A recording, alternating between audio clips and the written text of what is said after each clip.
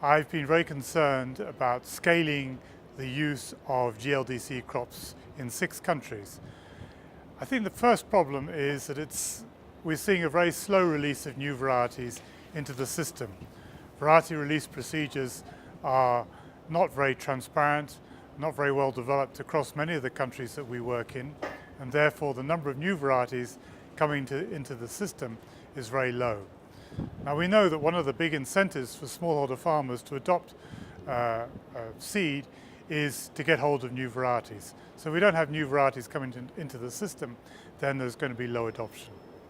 The second issue is once a variety is released, it's very difficult to get hold of good quality early generation seed. What do we mean by early generation seed? We mean breeder and foundation seed from which the next generations of seed are multiplied.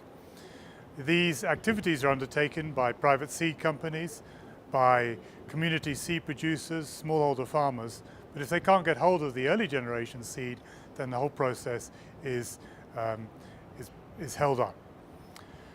Thirdly, we see that the sector for GLDC crops is not very well organized. So there's very poor coordination between agri-processors who are buying and processing many of these crops, the seed suppliers providing the seed of these crops, the people involved in the trade.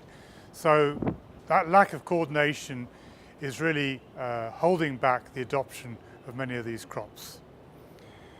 I think if we can resolve these 3 major issues, I think we'll see a lot faster adoption across many of the countries because these crops offer many advantages to smallholder farmers.